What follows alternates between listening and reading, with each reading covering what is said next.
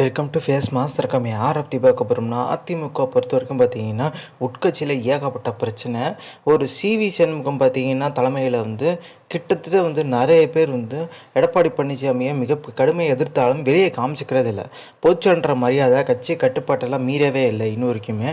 ஆனால் ஒரு சில நபர்கள் பார்த்தீங்கன்னா என்ன சொல்கிறாங்க, கட்சி ஓர் அணியில் இல்லைங்க, கட்சி உட்கட்சியில் எடப்பாடி அணியிலேயே பார்த்தீங்கன்னா ஒருங்கிணைப்பு இல்லைங்கன்ற மாதிரி சொல்கிறாங்க. அப்படியா? அவர் தானங்க பொதுச்செயலர், அப்படி எப்படிங்க ஒருங்கிணைப்பு இல்லாமல் இருக்கும்? எல்லாருமே யூனிட்டியாக தானே இருக்காங்க, எல்லாருமே பார்த்திங்கன்னா சேர்ந்து தானே இருக்காங்கன்னு கேட்பீங்க. குறிப்பிட்டு பார்த்திங்கன்னா தம்பிதுரை முழுமையாக பாஜக ஆதரவு மண்ணில் தான் வந்திருக்காரு. பாஜகவோட கூட்டணி விட்டு வெளியே வந்துட்டோன்ற அது நம்ப கூட முடியல அவர்னால். ஏன்னா நீட் விஷயத்தில் பார்த்திங்கன்னா பாஜகவுக்கு சாதகமாக பேசுகிறது, இந்த பட்ஜெட் விஷயத்தில் பார்த்திங்கன்னா எடப்பாடி பழனிசாமி தமிழ்நாட்டுக்கு துரோகம் பண்ணிருச்சு மத்திய அரசுன்றது. சிவி சண்முகம் பார்த்திங்கன்னா கடுமையை விமர்சித்து பேசுகிற ஒரு சூழ்நிலை. பாஜகவை அப்படியே மெல்ல பட்டும் படாமல் அப்படியே ஜால்ரா போட்டிருக்காரு. ஸோ இதெல்லாம் வச்சு பார்க்கும்போது தம்பிதுரையை கண்டிச்சாங்களா இல்லை விளக்கத்தை கேட்டாங்களான்னு கேட்டிங்கன்னா ஒன்றுமே இல்லை, அவரை கண்ட்ரோல் பண்ண முடியல. அப்போ எல்லாம் என்ன இருப்பாங்க, தம்பிதுரை இப்படி பேசுகிறான்னு நம்மளும் வரிசையாக பேசலாம்ன்ற ஒரு எண்ணத்துக்கு பார்த்திங்கன்னா வர்றதுக்கான வாய்ப்பு இருக்குது. ஆனால் எடப்பாடி பழனிசாமி பார்த்திங்கன்னா அவரோட கட்டுப்பாட்டில் யாருமே இல்லை. ஸோ முன்னாள் அமைச்சர்கள் பார்த்திங்கன்னா வேலுமணி, தங்கமணி இவங்க கூட பார்த்திங்கன்னா பாஜக ஆதரவு நிலையில் தான் இருக்காங்க. வேலுமணி கூட பார்த்திங்கன்னா சமீப காலமாக என்ன சொல்லியிருந்தார், பாஜகவோட கூட்டணி சேர்ந்தா 35 இடங்களை வெற்றி பெற்றிருக்கலாம். ஸோ அது பார்த்திங்கன்னா அதிமுக பார்த்திங்கன்னா மிஸ் ஆயிடுச்சுன்ற மாதிரி சொல்லியிருந்தார். அதுக்கு ஜெயக்குமார் என்ன சொல்லியிருந்தாருன்னா, அது வேலுமணியோட தனிப்பட்ட கருத்து, கட்சியோட கருத்து இல்லைங்க அப்படின்ற மாதிரி பார்த்திங்கன்னா மூஞ்சில் அடித்த மாதிரி பேசி விட்டாங்க. அப்போ பாஜக ஆதரவு நிலையில் நிறைய பேர் இருக்காங்கன்னு தெளிவாக தெரியுது. இப்போ பிரசாந்த் கிஷோரோட பார்த்திங்கன்னா போகிறதா தகவல் இருந்துச்சு எடப்பாடி பழனிசாமி பட் இது எந்த அளவுக்கு சாத்தியம் கேட்டிங்கன்னா பெரிய அளவில் சாத்தியம் இல்லை. அது பிரசாந்த் கிஷோரே பார்த்திங்கன்னா ஆலோசனை சொன்னாலுமே அதிமுக ஜெயிக்காது, ஒருங்கிணைக்கப்பட வேண்டும் அப்படின்றாங்க. எதனால சொல்கிறாங்க பார்த்திங்கன்னா, பிரசாந்த் கிஷோர் என்ன சொல்லுவார், ஜெகன்மோகன் ரெட்டிக்கும் சரி நிறைய பேருக்கு இந்த சுற்றுப்பயணம் இப்போ 40க்கு நம்மதேன்ற மாதிரி பார்த்திங்கன்னா ஸ்டாலின் போனார் பார்த்திங்களா, ஸ்டாலின் அப்போ உதயநிதி பார்த்திங்கன்னா எல்லா இடத்துலையும் மக்களை சந்தித்தா மட்டும்தான் வெற்றி கிடைக்கும்ன்ற மாதிரி. ஜெகன்மோகன் ரெட்டி ஆந்திராவில் பார்த்திங்கன்னா நடைப்பயணம் போனார். இப்போ அதனால தான் பார்த்திங்கன்னா பிஜேபியை சேர்ந்த அண்ணாமலை நடந்தே இப்போ இந்த அளவுக்கு பெரிய லெவலில் வாக்கு வங்கியை தக்க வச்சுருக்காங்கன்னா, பாஜக நோட்டாலேருந்து இவ்வளோ தூரம் வந்திருக்காங்கன்னா அந்த நடைப்பயணம் தான் பார்த்திங்கன்னா மிக முக்கியமானது. எடப்பாடி பழனிசாமி நடக்க முடியுமா? அவருக்கு ஏற்கனவே மூட்டு வலி முதுகுவலி இருக்குது, அவரால் நடக்கவே முடியாது, அது வாய்ப்பே இல்லைன்ற மாதிரி தான் தெரியுது நல்லாவே. அதே மாதிரி எடப்பாடி பழனிசாமி தலைமையில் பார்த்திங்கன்னா நிறைய முன்னாள் அமைச்சர் கண்ட்ரோல் இல்லாமல் அவங்க தனித்த ஒரு முடிவு எடுக்க ஆரம்பிச்சிட்டாங்க. இப்போ குறிப்பிட்டு பார்த்திங்கன்னா இப்போ 2026க்கே பார்த்திங்கன்னா தயாராகிட்டார் உதயகுமார். நம்ம உதயகுமார் என்ன பண்ணியிருக்காருன்னா, ஸோ வேட்பாளரை பார்த்திங்கன்னா தேர்வு பண்ணியிருக்காரு சட்டமன்ற தேர்தலில். அவர் தேர்ந்தெடுத்த வேட்பாளர் தான் ஐயப்பன் இப்போ ஓபிஎஸ் அணியில் இருக்கார். இப்போ எம்எல்ஏ கரண்ட்டாகவே இருக்கார் உசிலம்பட்டியில். அங்கே மகேந்திரன் சொல்கிறவரை பார்த்திங்கன்னா வேட்பாளரை போகலான்ற ஒரு எண்ணத்துக்கு இருக்கேன்ற மாதிரி எடப்பாடி பழனிசாமிகிட்ட சொல்ல, எடப்பாடி பழனிசாமிகிட்ட ஒரு சிலர் என்ன சொல்லியிருக்காங்க, அவர் சூஸ் பண்ண எதுவுமே பார்த்திங்கன்னா நிலையாக நின்றதில்லைங்க, உதயகுமார் பார்த்திங்கன்னா சூஸ் பண்ணுற எல்லாருமே ஓடி போயிடுவாங்க, துரோகம் பண்ணுறவங்க தான் அப்படின்ற மாதிரி ஒரு விஷயத்தை பார்த்திங்கன்னா பற்ற வச்சுட்டாங்க. எதுனா நினச்சிட்டு பார்க்கணும், ஐயப்பன் பார்த்திங்கன்னா உதயகுமார் தான் ரெஃபர் பண்ணார், இப்போ ஓபிஎஸ் அணிக்கு போயிட்டார். மகேந்திரன் பார்த்திங்கன்னா நாடாளுமன்ற தேர்தலில் துளி கூட வேலை செய்யவே இல்லை, சும்மாவே உட்காந்துருந்ததா சொல்கிறாங்க. பெரிய லெவலில் பார்த்திங்கன்னா அவரோட சட்டமன்ற தொகுதிக்கு உட்பட அவர் கேட்குறாரு பார்த்திங்களா, அதில் பெரிய வாக்கு உழுவலை, அவரை போட வேணான்ற மாதிரி எண்ணத்துக்கு இருக்காங்க. உதயகுமார் பார்த்திங்கன்னா சூஸ் பண்ணிட்டுருக்காரு, நம்ம ஆதரவாளர் எங்கெங்கே கிளம்ப இருக்கலாம்னு சொல்லிட்டு. பட் இது எந்த அளவுக்கு கை கொடுக்குன்னு தெரியல. ஸோ அடுத்தடுத்து பார்த்திங்கன்னா இப்போ சீனியர்கள் நிறைய பேர் எடப்பாடி பழனிசாமிகிட்ட ஆலோசனை பண்ணி ஸோ மிகப்பெரிய லெவலில் அதிமுக வளர்ச்சி பாதைக்கு கொண்டு போகணுன்ற மாதிரி ஒன்றிணைப்பு பார்த்திங்கன்னா பண்ணணுன்ற மாதிரி எண்ணத்தில் இருந்தாங்க. பட் பெரிய லெவலில் பார்த்திங்கன்னா எடுபடவே இல்லை. அந்த பொதுச்சேவை வழக்கு பார்த்திங்கன்னா 7ஆம் தேதி விசாரணைக்கு இருப்போது. சசிகலாவோட சுற்றுப்பயணம் மிகப்பெரிய லெவலில் மோசமான நிலைக்கு தான் போச்சு.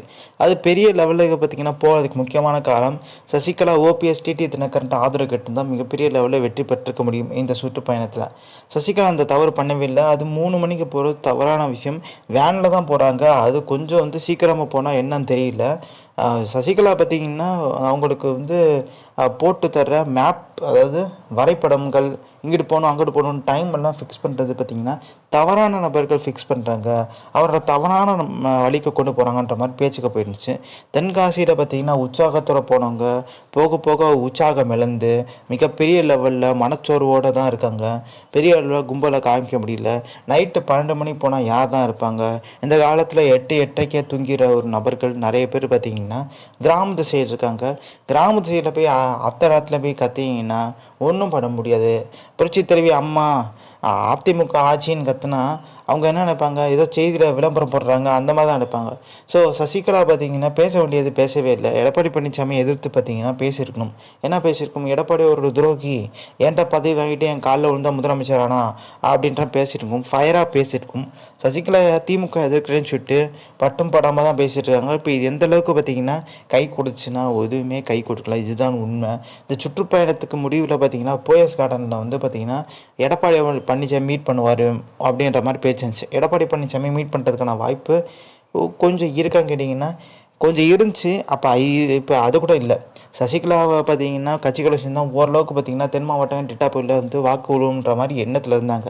சசிகலாவுக்கு உண்மையிலே ஆதரவுக்கா இல்லையன்ற மாதிரி தெரியவே தெரியாது. ஏன்னா அவங்க போட்டிட்டதில் சசிகலா பார்த்திங்கன்னா இப்போ தென் மாவட்டங்களில் மிகப்பெரிய செல்வாக்கா இருக்காங்களா இல்லையான்னு கேரண்டியாக சொல்ல முடியாத ஒரு சூழ்நிலை. சசிகலாவுக்கு ஓரளவுக்கு செல்வாக்கு இருக்குன்னா சட்டமன்ற தேர்தலில் அவங்களால நிற்க முடியாது. எம்எல்ஏ எலெக்ஷனில் குறிப்பிட்ட இந்த இது சொத்து குவிப்புகளில் சிக்கியிருந்தாங்கல்ல, அதனால் நிற்க முடியாது. கட்சின்னு ஒரு டம்மி பதவி கொடுத்து நம்ம அந்த வாக் அவுட்டு வாங்கிட்டு அப்புறம் தூக்கி போட்டுடலாம்னு எடப்பாடி பழனிசாமி திட்டம் போட்டிருந்தார். பட் அதுக்குமே இப்போ வேலைக்கு இல்லை. ஆனால் சசிகலாவுக்கு பார்த்திங்கன்னா பெரிய அளவு ஆதரவு இருக்கா இல்லையான்னு தெரியல. ஆனால் ஓபிஎஸ்க்கு மிகப்பெரிய ஒரு ஆதரவு அட்டை இருக்குன்றது தெரியும் நல்லா தெளிவாகவே. இப்போ அதிமுகவுக்கு பார்த்திங்கன்னா நாடாளுமன்ற தேர்தலையும் சரி மிகப்பெரிய லெவலில் ஆலோசனையாளராக வந்து எடப்பாடி பழனிசாமி போட்ட நபர் பார்த்திங்கன்னா சவுக்கு சங்கர் பார்த்திங்கன்னா இப்போ வந்து நிறைய வழக்கில் சிக்கியிருக்காரு. அவனால் வெளியே வர முடியல. அவரோட வக்கீல் பேசும்போது கூட நம்ம தெளிவாக வந்து பார்க்க முடியுது. என்ன பேசியிருக்காருன்னா, நேரு உங்களுக்கு என்ன தொடர்பு அப்படின்ற மாதிரி வந்து ஒரு செக் வச்சுருக்காங்க. இப்போ அவர் பேசுகிறாரு பார்த்திங்களா, அது எல்லாமே பார்த்திங்கன்னா நேரு சொல்லி தான் வந்து எல்லாமே வந்து லீக் அவுட் ஆகிட்டுருக்கு.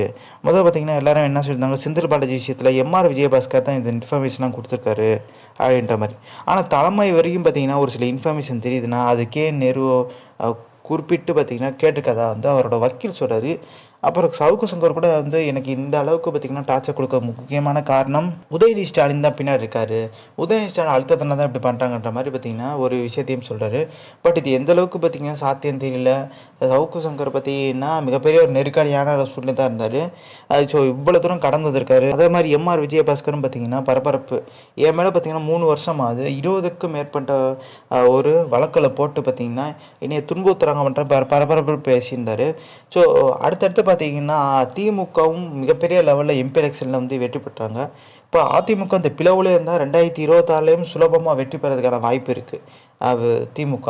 ஸோ பாஜக பார்த்திங்கன்னா 2வது இடத்துக்கு வர்றதுக்கான வாய்ப்பு இருக்கான்னு கேட்டிங்கன்னா வர்றதுக்கான வாய்ப்பு இருக்குது. அதுக்கு அதிமுக தயவும் தேவைப்படுது. ஸோ அதெல்லாம் பார்த்திங்கன்னா பாஜக தலைவரை மாற்றிடலாமான்ற எண்ணத்துக்கு வந்துட்டாங்க. இது வந்து நம்பிக்கை இல்லாமல் இல்லை அண்ணாமலை மேலே. அண்ணாமலை இருக்கிறனால தான் யங்ஸ்டர்ஸ் நிறைய பேர் ஓட்டு போட்டிருக்காங்க. ஆனால் இப்போ அண்ணாமலையை மாற்றுறது சரியா இல்லையான்ற மாதிரி யோசிக்க ஆரம்பிச்சாங்க. விஜய் வேறு களத்தில் இருக்கார். இப்போ அந்த இடத்துல பார்த்தீங்கன்னா நைனா நாயந்திரன் சரத்குமார் போட்டால் சரத்குமார்லாம் போட்டால் ஒன்றுமே யூஸே இல்லைன்ற மாதிரிலாம் சொல்கிறாங்க. நைனா நாயந்திரனை போட்டு இவர் அண்ணாமலையை பார்த்திங்கன்னா மத்திய அமைச்சர் ஆக்கி விட்டலாமன்ற ஒரு எண்ணத்தில் இருக்காங்க.